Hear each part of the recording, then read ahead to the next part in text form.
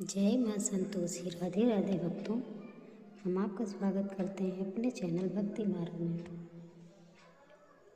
आज हम आपको संतोषी माता का व्रत कथा सुनाते हैं, जिसको सुनने से आपके सभी कष्ट दूर हो जाएंगे। संतोषी माता का व्रत बड़ा फलदायी है। उसको सुनने मात्र से धन, घर में सुख, शांति, समृद्धि और सौभाग्य का आगमन होता है। संतोषी माता हमारे सभी कष्टों को दूर कर देती है। तो भक्तों, चलिए सुनते हैं संतोषी माता की व्रत कथा।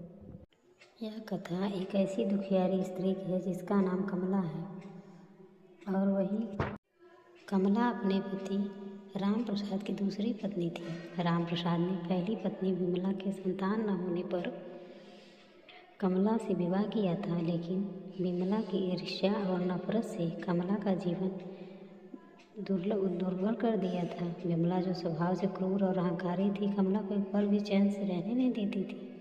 उसे लगता था कि कमला ने उसका घर, उसका पति छीन लिया है, जबकि कमला तो बस अपने भाग्य के भरोसे राम प्रसाद के घर आई थी। एक शांत और सीधी साधी स्त्री। कमला का जीवन दुखों से भरा था। घर में उसे कोई प्यार नहीं करता था। राम प्रसाद भी विमला के आगे कुछ नहीं बोल पाता था, या शायद उसे कमला के दुख से फर्क नहीं पड़ता था। कमला दिन रात घर का काम करती, विमला के ताने सुनती और भूखे पेट सो जाती। उसके पास कोई सहारा नहीं था, कोई सुनने वाला नहीं था।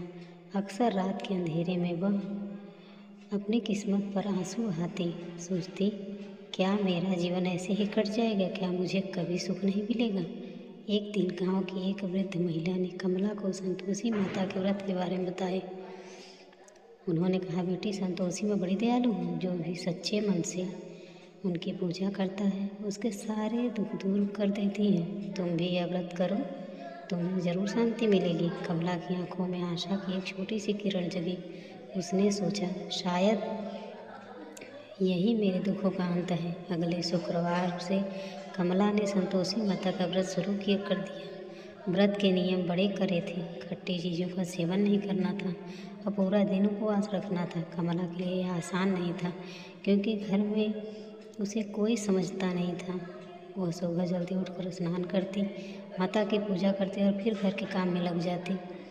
उसका मन निर्मल था और उसकी भक्ति सच्ची थी। लेकिन विमला को यह सब कहाँ बर्दाश्त होता। जब उसने देखा कि कमला व्रत कर रही है और उसके चेहरे पर आशा दिख रही है, तो उसकी ईर्ष्या की आग और भड़क गई। वह गरीब अभागा ने पूजा पाठ करके क्या सिद्ध करना चाहती है? उसके मन ही मन सोचा, मैं इस व्रत को तोड़वा कर ही थम लूँगी। पहले शुक्रवार को जब कमला ने अपना व्रत शुरू किया, तो विमला ने जानबूझकर घर में इमली की चटनी बनाई और उसे राम प्रसाद और बच्चों के सामने परोसा। उसकी तेज बदबू कमला तक पहुँच रही थी, लेकिन कमला ने अपनी आँख बंद कर ली और मन ही मन संतोषी माँ का नाम जपने लगी। हे माँ संतोषी, उसने खूब फुसफुसाया, मेरी शक्ति बनाए रखना। दूसरे शुक्रवार को विमला और भी खतरनाक चाल चली। उसने कमला के पीने के पानी में नींबू का रस मिला दिया। जब कमला प्यास से बेहाल होकर पानी पीने लगी, तो पहले ही घूंट में उसे खट्टापन महसूस हुआ। उसने तुरंत लोटा दूर फेंक दिया। नहीं, यह तो खट्टा है। उसकी आंखों में आंसू भरा है। उसका व्रत लगभग टूट गया था। वह जमीन पर बैठ गई और बिलख बिलख कर रोने लगी। हे माँ संतोषी, यह कैसी परीक्षा है मेरी? क्या मैं कभी सुख नहीं पाऊंगी? विमला दूर खड़ी मंद मंद मुस्कुरा रही थी। उसकी क्रूरता का कोई अंत नहीं था। कमला ने हिम्मत नहीं हारी। उसने अपना मुंह धोया और फिर से माँ का ध्यान किया। नहीं, मैं हार नहीं मानूंगी। उसने खुद से कहा, हाँ, मेरी परीक्षा ले रही है। तीसरे शुक्रवार को विमला एक और नीच हरकत की। उसने घर के आंगन में, जहाँ कमला अक्सर पूजा करती थी, खट्टी बेरें बिखेर दी। उसने सोचा, जब यह बेर उसके सामने हुई तो इसका मन डोल जाएगा और इसका व्रत टूट जाएगा। लेकिन कमला ने उन बेरों पर ध्यान नहीं दिया। उसने बस अपनी आंखें मूंद कर माता का ध्यान और पूजा समाप्त गई। विमला यह देखकर और भी चिढ़ गई। चौथे शुक्रवार को विमला ने अपनी सारी हदें पार कर दी। उसने राम प्रसाद को उकसाया कि वह कमला को काम के बहाने कहीं दूर भेज दी जहाँ खाने को कुछ न मिले और उसे भूखा रहना पड़े। राम प्रसाद जो अपनी पहली पत्नी के प्रभाव में था मान गया। उसने कमला को दूर गांव में अपनी बहन के घर कुछ सामान पहुंचाने भेज दिया। कमला को पता था यह विमला की चाल है, लेकिन उसने पति की बात मानी। उसने बिना कुछ खाए पिए लंबा रास्ता तय किया।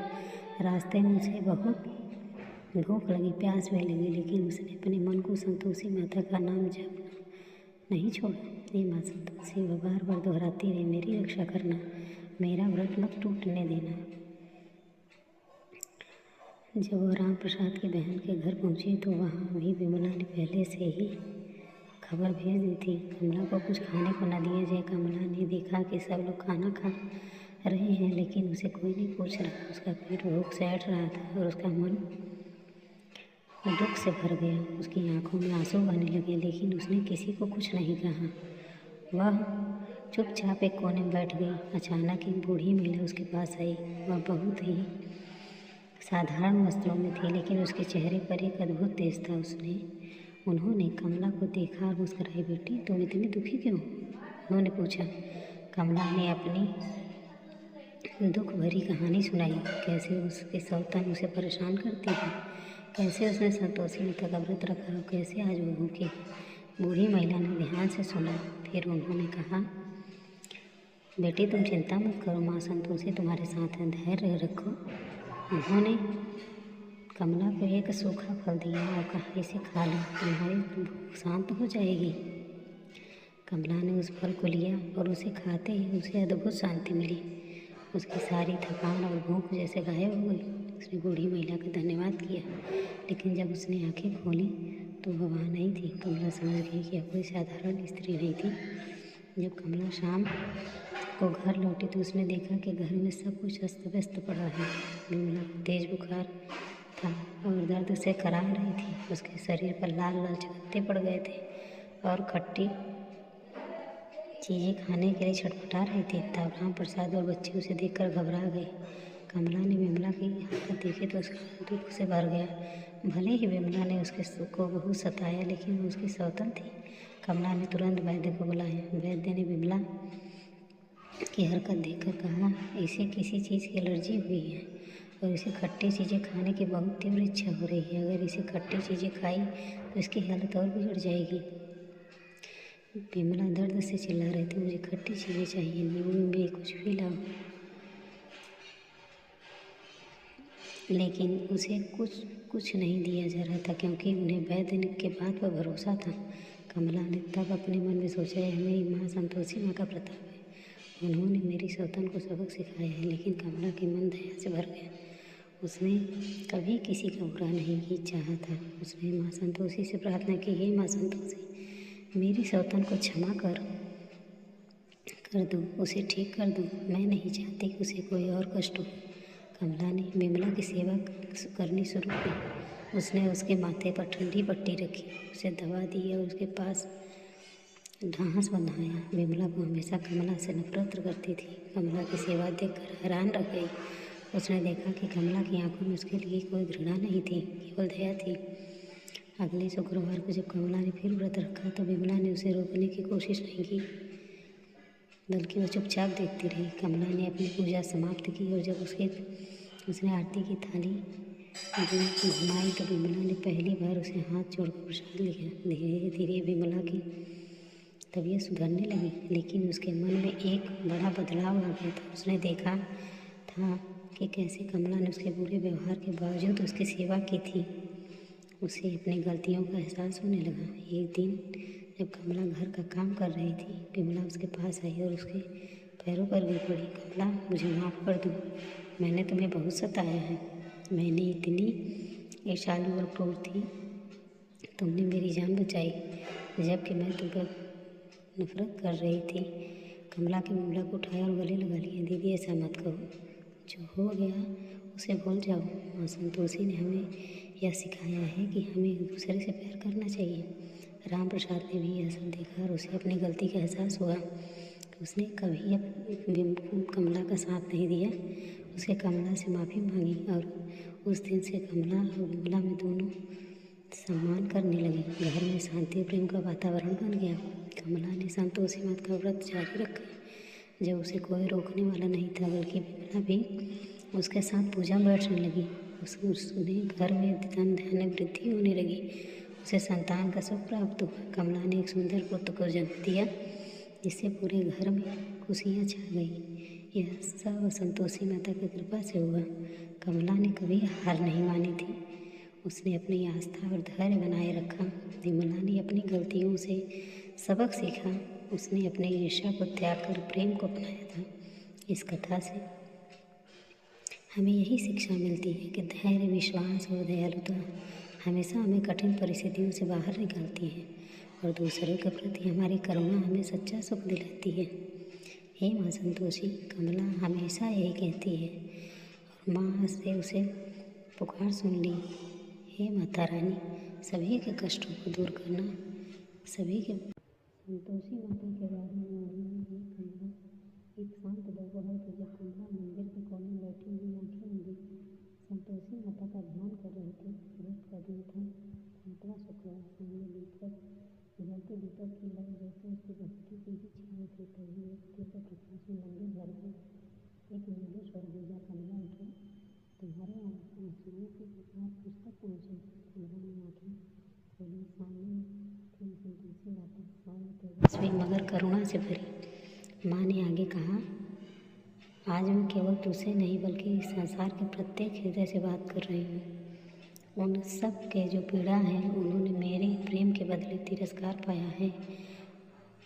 और अपनी मन की ना सुनो ध्यान से। मेरे शब्द केवल कथा की अनुभव नहीं। जब तुमने पहले व्रत की थाली सजाई थी तो तुम्हारे मन में सिर्फ एक कामना थी, शांति की। ना धन ना वैभव, बस